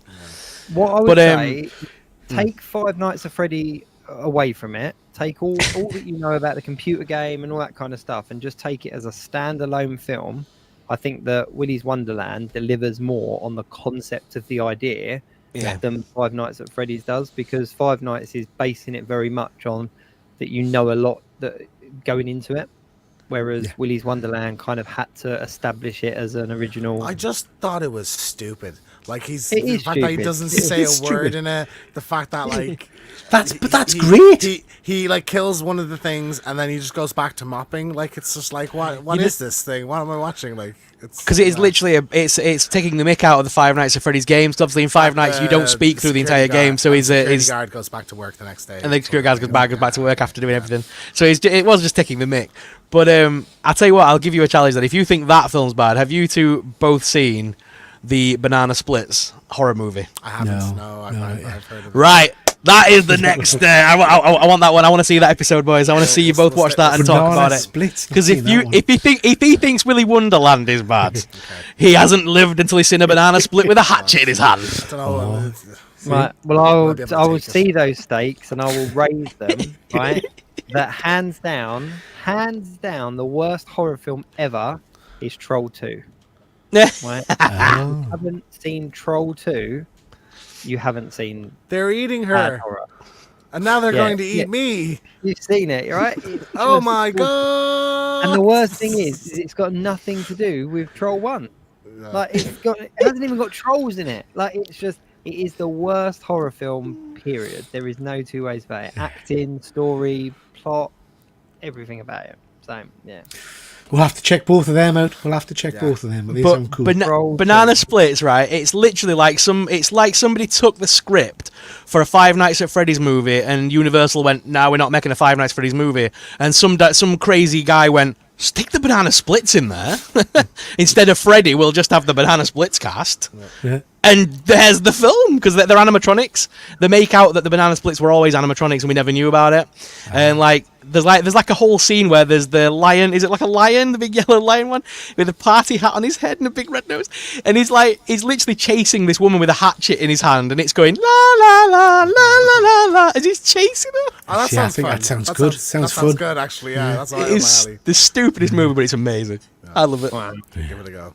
You know, That's the episode I'd say. I think my guilty pleasure film has to be something like Little Shop of Horrors. To be honest with you. And I know that Love does it count as a horror, or is it a musical? I don't know. But Little Shop of Horrors. If I can't have that, then it would be Army of Darkness, which is like the third one in the Evil Dead. Yeah. And I saw that before I saw Evil Dead, so I just saw Army of Darkness as a standalone film. And I found it really hard to watch the Evil Dead films after that because the comedy was gone and all the rest of it. And yeah, my guilty pleasure would be Army of Darkness. I think I watched them in the same order as that. I think Army of Darkness came out and I watched it and went into Evil Dead thinking it was this kind of silly, zany kind of tongue-in-cheek stuff. So I was a bit taken back with the first time I watched the proper Evil Dead, you know. Yeah. That said, I would say the recent Evil Dead movie is amazing. And there's not a lot of humour in that, but it's amazing. No, it's But Still wretched thinking about the hair being pulled off at the start. It's like, Oh yeah, the scalping bit. Yeah. yeah, gross. I'll tell you another film as well. It's not necessarily a guilty pleasure, but the Cabin in the Woods. I thought was fantastic. Ah, phenomenal. We've yeah. had that on. That'll be coming up soon. I think we'll be doing that. Yeah, One. it was one of them ones that I didn't know what I was going into when I went into it, and I came out having a completely different experience than I expected. And I was like, yeah, that's. But I just think that's a really good, easy horror film sort of thing because it is quite spooky at places, but it's. I'm a massive fan as well, mind, of the original with the sexy lady from Buffy, Wrong Turn movies. Remember the first one of Eliza those? Dushku, yeah. Yeah. Oh, that's a cracking. Oh, the second movie. one. The second one has my favorite shot. Is it Wrong Turn or Cabin Fever? I think it's Wrong Turn. The second one has my favorite shot in any movie, where it's like this girl walking on the beach and she just sees one of the what are they? What are they in it? Like mutants or something? Like hill like people, like a woman in the distance, yeah. And she just like looks at her and then starts running to her, and it's absolutely hilarious. Like I'm gonna have to slip into a video at some point because it makes me laugh every time I see it. What's the movie as well where they're in a car crash, and they're kind of stuck on the road where they have the car crash. Oh, it'll come to me.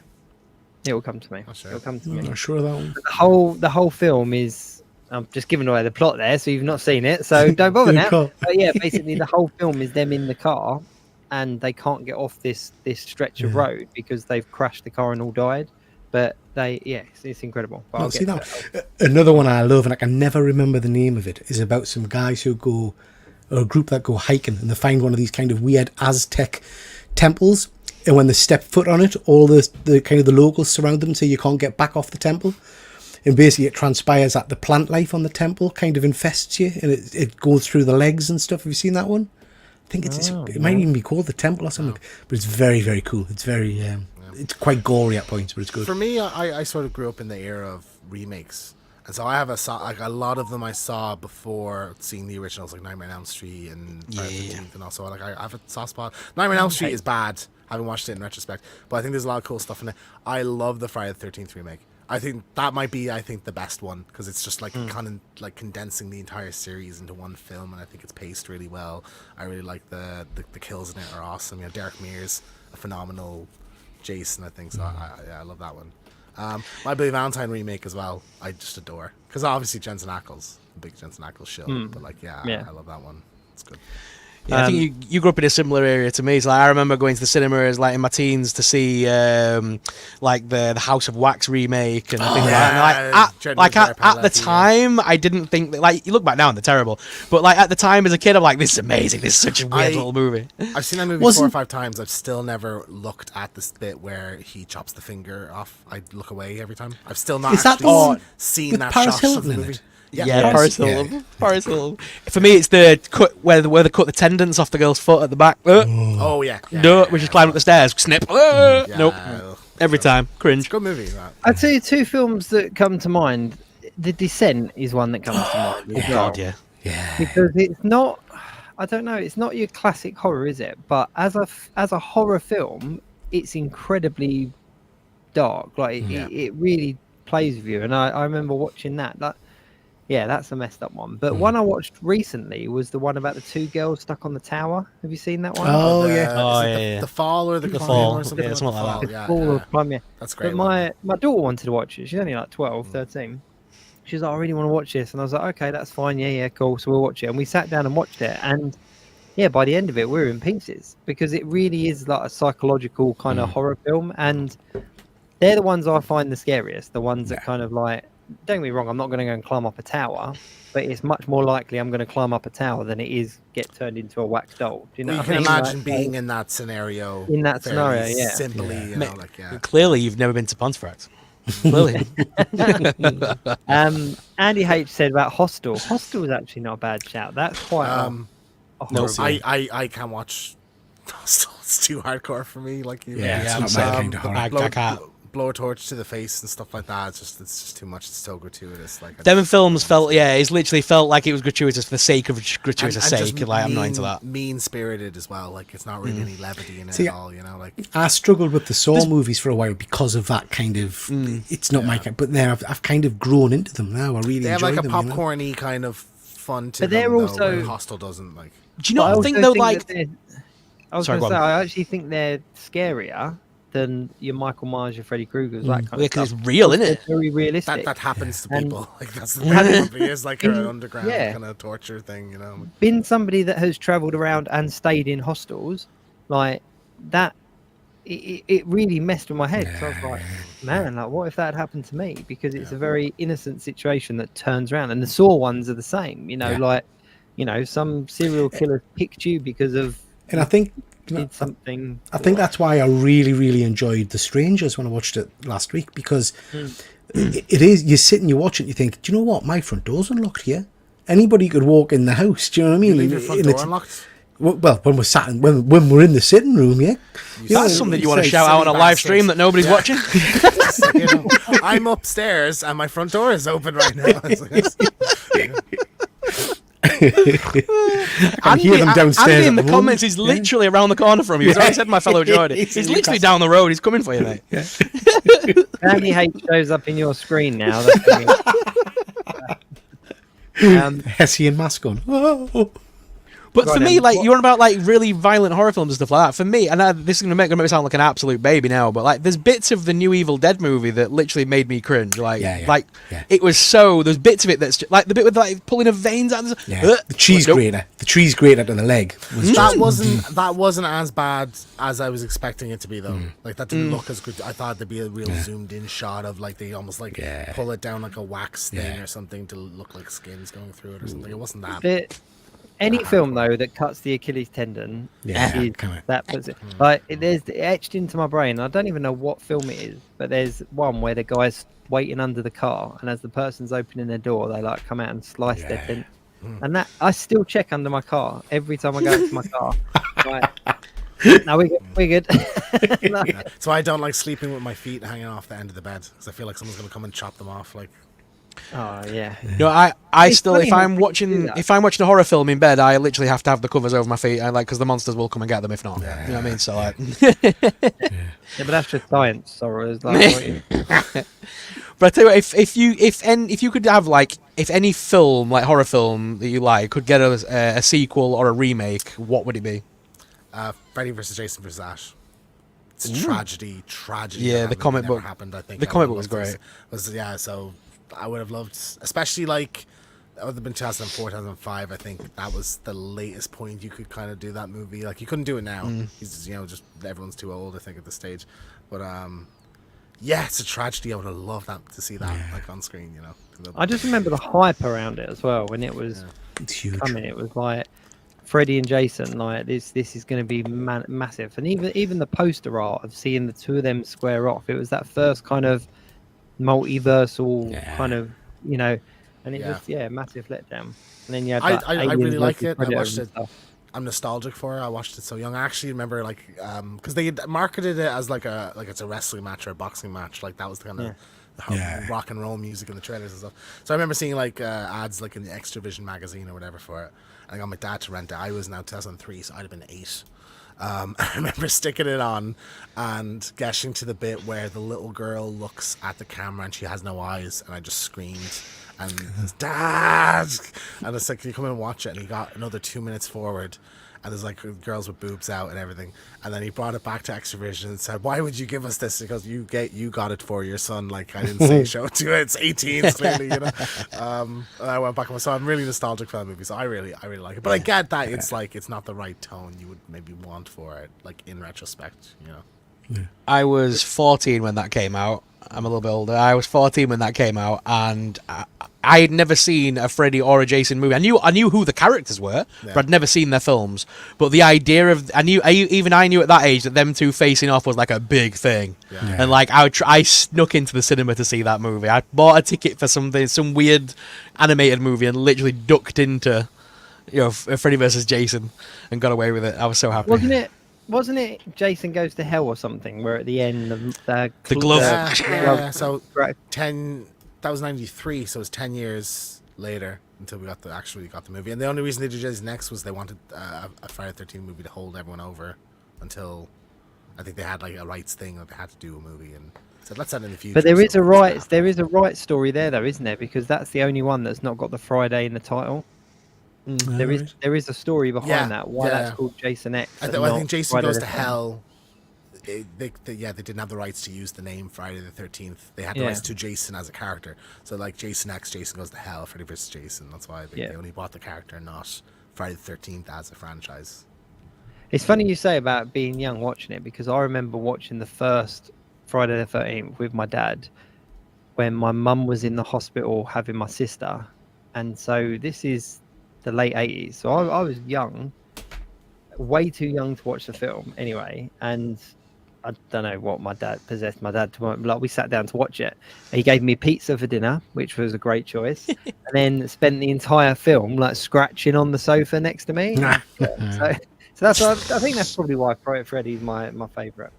Dr. Van Hoot said that when New Line got Jason, I didn't get the Friday the 13th name, so there was a thing. Because there was that big issue for a while with NECA, wasn't there? Like, at one point, NECA had to stop producing Jason figures until the licensing issue was sorted, because it was something to do with the name and the character. Like, they had struggled with it, didn't they? Was that why the game had to shut down? Or for a little while. As well? Yeah. Because they had the same issue at NECA with Scream, because they couldn't use the name Scream, but they could use Ghostface, because Ghostface is a costume license, not a film license. Yeah, they license it for Scream, so that's why, when there's NECA figure stuff, it says Ghostface lives or whatever, and they don't have like certain accessories, like there's no phone or things like that, or like voice changers. What about yourself, Sorrell? Me, there's so many good ones, but the film that I would love to see get like a proper sequel, remakey sort of thing, would be. Did anyone watch Wes Craven's Dracula? Yeah. Like the modernization of Dracula. Sorry, Wes Craven's Dracula. No, it was called Wes Craven's Dracula. Yeah. It was Wes Craven's Dracula, Dracula. Or Dracula 2001, as it kind of got named as well. But it was Wes Craven that made it. I know Dracula 2000. I've heard of that. Yeah. Yeah, it's gone by a few different names on different releases. With Gerard Butler? With Gerard Butler as Dracula. Is that Wes Craven? Yeah, Wes Craven made that one, or at least he produced it or something, because it's got his name in the title. title. I thought it was Patrick Lussier, because he did that went on to do My Monthly Valentine. I remember because it was for the trivia for I'll Be Right Back, something we did, and I was like, Dracula 2000, he created it. I didn't know it was Wes Craven. Yeah, it was originally called Wes Craven's Dracula. Then it got Okay. released. Then it got released on DVD as Dracula 2000. But in the UK, it took so long to get here that we called it Dracula 2001. Okay. So it goes by Blew 3 my different mind. names. Blew my mind there. I didn't know that was him. Yeah, I have to watch But that. the film got randomly 2 sequels: Dracula 2 Ascension, Yeah. which is terrible. Please never watch it. And then Dracula 3 Legacy, which introduced what was he called? Jason Scott Lee as like some random kung fu monk that killed vampires. Okay, we're both right. So it's Wes Craven presents Dracula 2000. That's the one. And Patrick Lussier directed it. So yeah, it is. We're both right. So high five. But I would love to see that get like the original movie get a sequel, because like the other 2 sequels were so off the rails and random that they didn't even copy like what it was about. I wish they'd had gone back to Gerard Butler coming back or something. Did you see the sequels that were there never made any sense? Did you see the Dracula TV show that was out a while ago? I think it was on BBC. Oh, 3 God, parts. that was horrible. Dracula has an iPad. Yeah. Yeah, I think the first 2 episodes were pretty good. Then it kind of jumped the fence for the last episode. It was a bit of a disappointment. I just don't like him in a modern. I like that 1920s, 1880s to 1920s setting, Gothic setting for Dracula. Like I don't really want him in modern day. You know. For me, I'm a massive fan of Fright Night. So anything in that universe, I'd be pleased to see That more was of. going to be my other answer. Because I love that universe. Yeah. But I have to say, me and James again on We're One Good Scare Show, watched a mint film a while ago that I'd never seen before, which lends itself perfectly to a sequel because it literally ends with the killer walking away, which was My Bloody Valentine 3D. 3D, yeah. And do you know what? I'd never seen that movie. I get grief by some of the guys in the chat because I haven't seen the original, and I'm told that that's the best. But I loved this. I absolutely friggin' loved it. I thought the kills were inventive. I thought the mystery was really cool. And it ended begging for a sequel. You know, it literally has the guy walking away. So, yeah, I'd like to see a follow-on to that with the same cast, obviously. I was always surprised because they're like, obviously in the era where sequels were king at that point. I mean, like the Valentine movie with David Boreanaz. Yeah. I'm surprised that never got a random crappy sequel straight to DVD or something. I like we said in the video, I'm stunned how much people hate that movie. Like it got 13% Rotten Tomatoes, and like anyone I know knows it. It's like, yeah, I love that movie. It's fun. It's silly. It's one of those Scream rip-offs, you know. Like, but it's literally laced with actors now that we wouldn't like at the time weren't big. But now are all quite well known. Like Catherine Hagel's in there. She's like only in it the first 10 minutes. Yeah, Denise Richards, David Boreanaz. There's so many names attached to that even movie. The main girl is from I can't remember her name now, but she's Scream. She's Hicks, the sheriff girl, woman. Yeah. That gets stabbed out a front door in the 5th one. That's her. Yeah, loads of people. But yeah, it was just filled with people. It's a great movie. For me, though, if there was to be a remake or a sequel to any kind of horror sci-fi film, it would be The Fly. Jeff Goldblum. Yeah. Well, they did Fly too, didn't they? And it was horrific, but the first one. But I mean, like a proper, so maybe more of a remake more than a sequel. But if they could redo it, like it is incredible, like, and you wouldn't beat the original. But it is so dated. But the concept is so cool. It was one of the very first kind of real monster movies that kind of grabbed my attention because it really is like a monster movie, isn't it? Like, it's I remember that came out when I was at school age, and I remember it was a constant joke in the dinner hall. Whenever you had your sandwiches and stuff like that, it was, how does Brundlefly eat the sandwich or whatever, and you'd have to pretend you were chucking up on your sandwich. It's when I think of Jeff Goldblum, that's what I think of. I think of him in The Fly, and I still to this day, like, I think I even sent it to Sorrell a few weeks ago, like the bit where he reveals the master computer that does the teleportation, and it's basically just a massive box with a screen and a couple of buttons, and you just think, man, if you could like fast forward into the future. But I just think that the concept is really cool. Like the idea special effects stand up. I mean, when he dissolves the guy's hand and stuff like that, it's still, and it's heart wrenching when he puts the shotgun to his head at the end and stuff. You know, it's brilliant film. Haven't seen that for a long time. Need to rewatch that. No, I'm going to rewatch it. I rewatch it every few years, but it's just an incredible film, and I just remember it really resonated with me as a kid, and I was kind of like, this is a cool monster film. And you know what? The sequel was bad, but not as bad as some of the sequels we get nowadays. Yeah, Like there was yeah. enough in it to kind of tie it together, because it was obviously his son, wasn't it? And Yeah. you know, I could still watch the pair of them as a thing. But I think if they were going to remake something with today's kind of special effects and whatnot, I think it would be quite cool. It would be quite. I actually don't think I've seen it start to finish. Oh, it's Like good. straight through the whole thing. I've seen it in bits and pieces over the years, you know. But It yeah, I'll is. say It's most a of the really whole good thing. film. But it's just the concept of it, isn't it? Like the teleportation, and then that kind of that tiniest error that is just overlooked, and the consequences that come from it. And you know, and it's. I think what's quite cool about it is being like a superhero fan, comic book fan, and stuff like that. It's a very good take on the other side of it. Like you have your Yeah. Spider-Mans and all that kind of stuff that's kind of like, oh yeah, this is great. You get bitten by a spider and you're amazing. But then this shows the kind of not the reality, but the reality of what it probably end up being like. I tell you what else I would like a remake on, because I think that sadly didn't hit my what I would wanted from it. Was Brightburn by James Gunn, which has been out recently. okay. Yeah, really Um, good. Evil Superman. I went into that with such high hopes, and it's got such a great concept, but I just feel it kind of fell a little bit flat. And in my head at the time, I hadn't in my head, it was never going to happen, but that this was the first arc of like an Invincible series, that would be Omni-Man land on Earth, and that was his youth, and then he kind of ends and hides it all and stuff and becomes, but I don't know, it didn't, you could have such fun with that concept, do you know what I mean? Yeah. Of a rogue Superman, but it didn't do it for us. I assumed we were getting Super versus Brightburn because they set up that it's in the same universe, and I thought that was what they were kind of teasing. That'd be the next thing. Which I'm like, I mean, they're so mismatched, those two characters, to go against each other. But I mean, I'd love to see a follow up to Brightburn. Like you said, like, and at the end of that, he's just going ham and just wrecking shop around the world. And like, what do you do then? You know. But I really like those kind of spins on the superhero film. Like I said it to Sorrel a couple of weeks ago. If you've not watched it already, there's a fan film called The Spider on YouTube.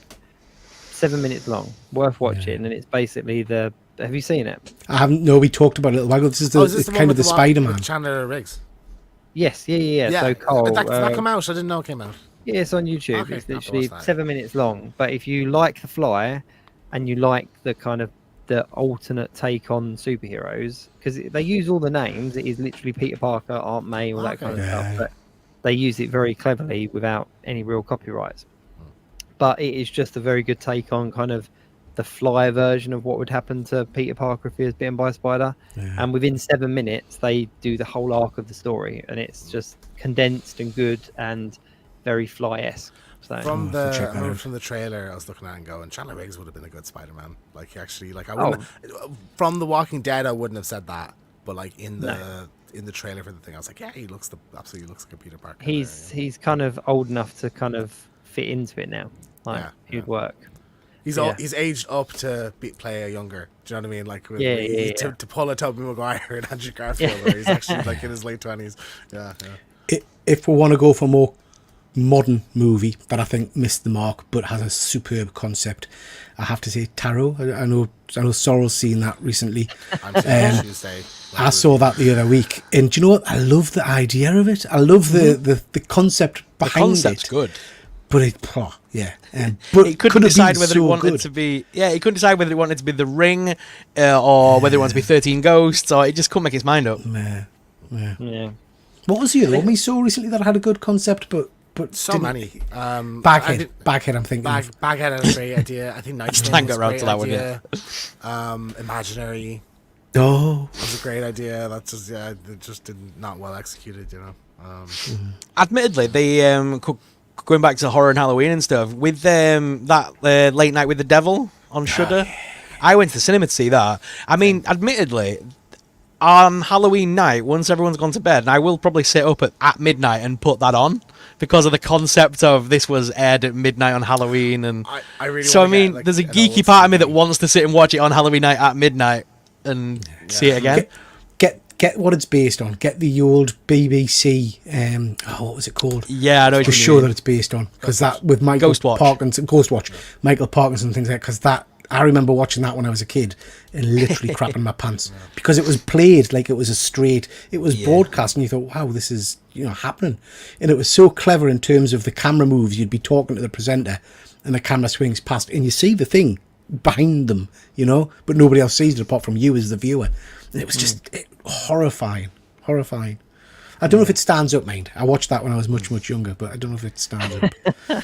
Did you white that late sheet, night, like, that late night with the devil. Sorry, go on. No, sorry, I was Talking gonna, that was where he's called Taps. I remember him. Yeah.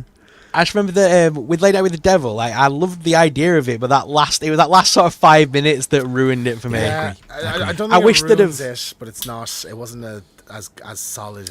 Could have done without a Stick around CGI as head well as- split. Yeah, you know the bit where the magician, well, he's like hypnotist, and he's done the whole thing, and we see whatever he wants us to see type thing. I wish the host would have then come forward and said, "Well, do you believe it or not? It's up to you as the viewer," and end the broadcast there, and then like it was up to you whether you believed it or not, and left it as like a found footage kind of thing, rather than do this whole meta ending, because it went from being very found footage to suddenly being a cinematic movie, and it was jarring. It's interesting how divisive that has been, because that's our most watched videos, our review of that, and people in the comments really some people Passionate. love it, some people hate it. You're very Passionate. passionate. We've been insulted quite. Our first insult was in that comment Yeah, section. yeah, I think. Yeah. Like, you don't know what you're talking about. Welcome to But, YouTube. it's like my kind of stance is like it doesn't really make sense how it because the implications that he's been, spoilers for the devil, I guess, but that he's been set up to look like he's a killer, and other people said no, that's not it at all. I was like, okay, well, what is it? And then they say it, and I'm like, well, that doesn't really leave you on the note I thought the movie is trying to, like. Was that the video where some pleasant gentleman told me we should never make videos again because all we do is argue with each other?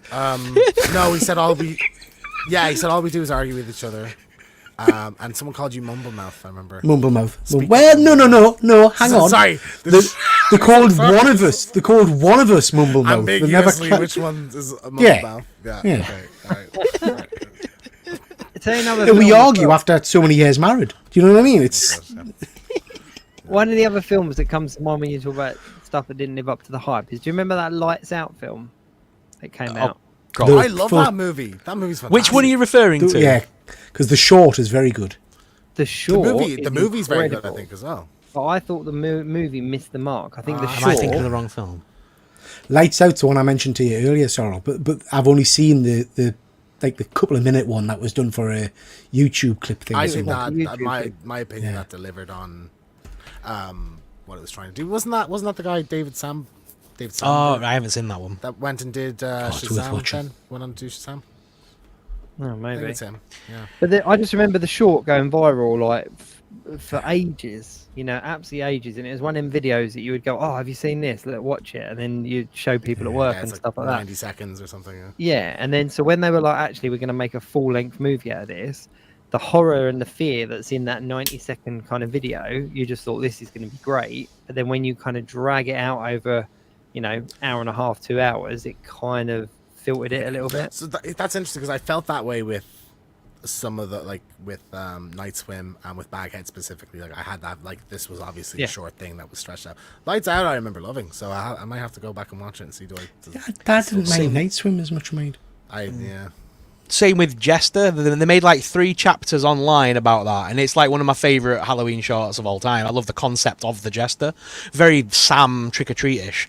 But then the film was completely not based on that short. They kind of changed it too much from its original source material for me. Yeah. But Not seen irritates that me. one. Not seen that one. It's worth a Watch watch, the but I mean, short. the original shorts are better. Yeah. Yeah. Watch the Lights Out short. Yeah. Watch that, and then watch the film and see if you think. So watched we've the got movie a pal called Efren, who sometimes watches with shows and does stuff with it, but he's not a horror man at all. And that I told him to watch that before bed, and he wasn't very happy. He was very upset with us. Dang it! Yeah. Go to sleep. Dang it, Peter! It is one of them ones as well that as soon as they flick the light off the first time, you can't turn it off. You have to watch it through to see what happens. And you're like, well, I can't turn it off now because I know there's someone at the end of the hallway. So Yeah, if you're looking for good horror shorts, the Conjuring universe ran a competition a few years ago from different in 6 different countries, and basically it was they selected one entry from each country to be officially canon in the Conjuring universe, and one of them so like I think one's from Spain and one's from the UK and stuff, and like some of them are absolutely terrifying. One's like in a hospital, someone in a hospital bed. It's like a ghost nurse basically coming into them. Another one is like a mom being possessed, and it's just like a sort of like a home camera kind of just from that perspective.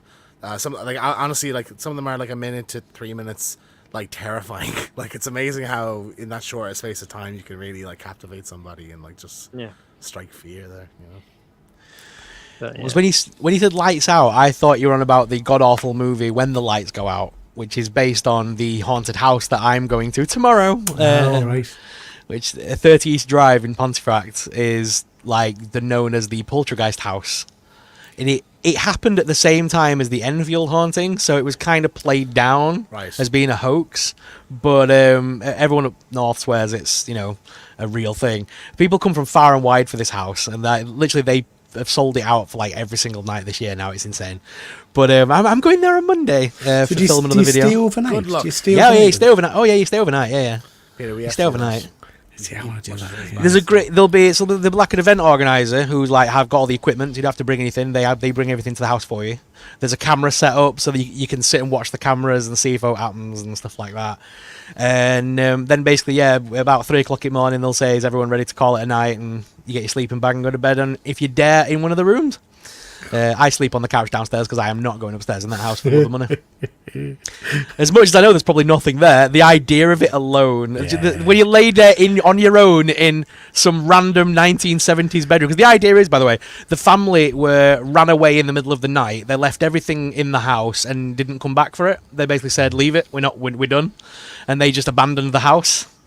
And basically the house is a time capsule. It looks like your nana's house kind of thing. It's like everything's beige and everything's from the 70s, and they've obviously removed all the family stuff over the years, but like the original couch is there, all the carpets are the same, the wallpapers have never been touched and things like that. So it's a little time bubble, and when you laid in that single bed in the bedroom, you're like, this is the eeriest thing on the planet, on my own with my little sleeping bag. I'm like, I don't like it.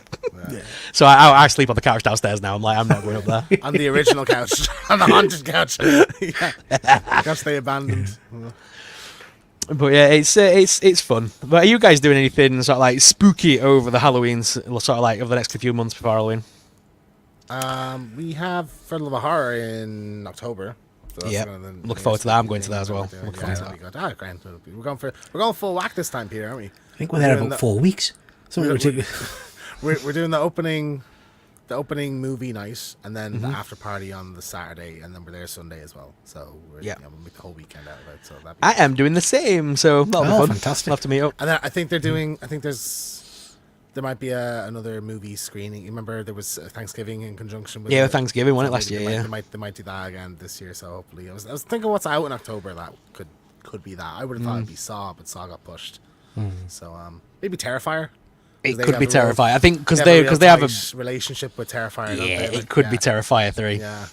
I haven't seen any of the terrifying movies yet. We'll have to watch them. Well, we'll probably do them on. You need to watch them. Leading up to it. So yeah,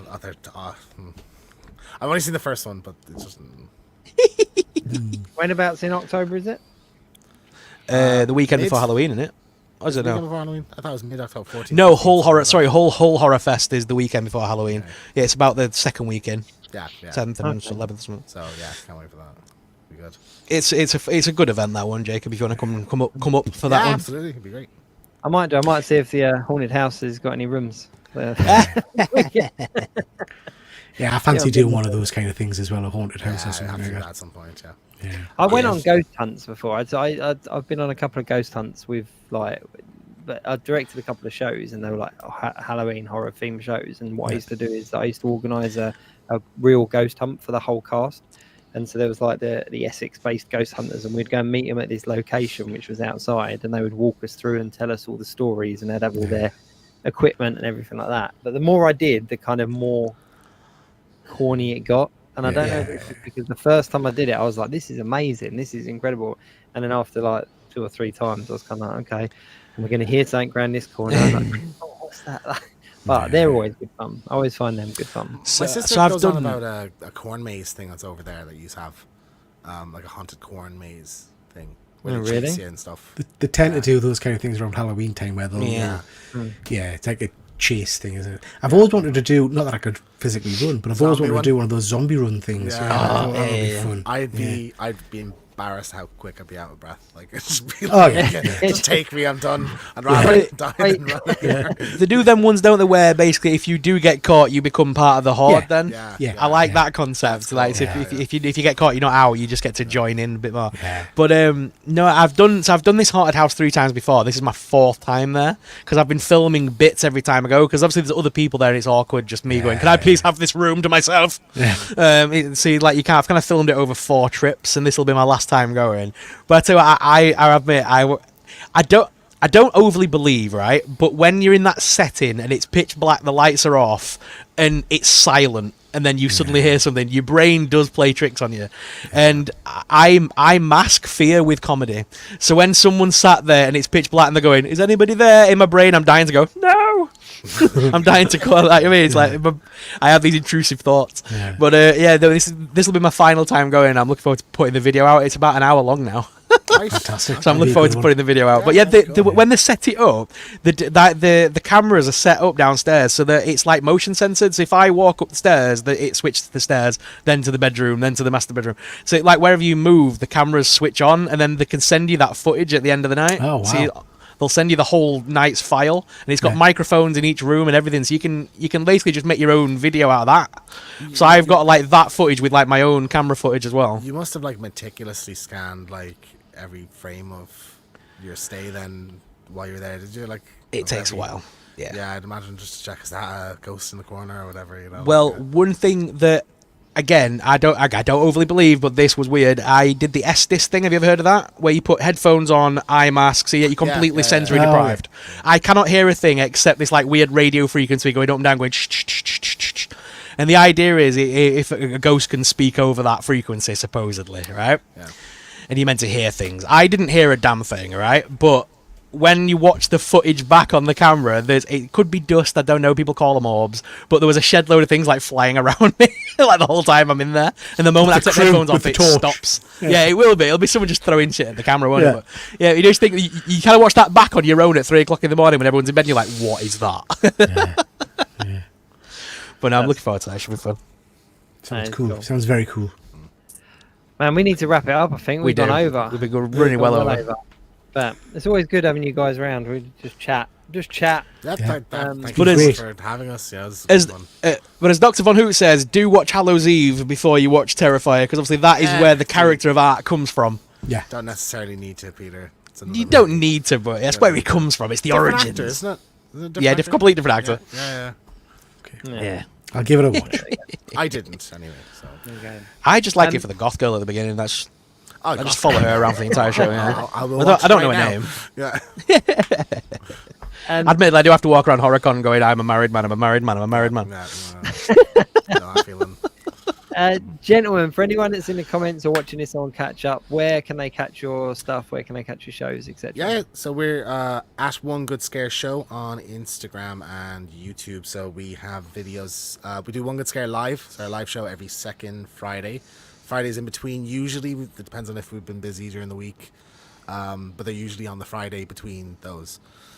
We do I'll Be Right Back, which is our kind of retrospective on kind of horror movies. We have like a trivia and how it got made and like did sequels and stuff like that. So we do that, and then we review all the kind of newest horror movies that come out in the cinema. So that's usually 3-4 days after it comes out. We'll do a spoiler review of those as well. So yeah, if you're a horror fan, it's check it out. Try one, see if it tickles your fancy.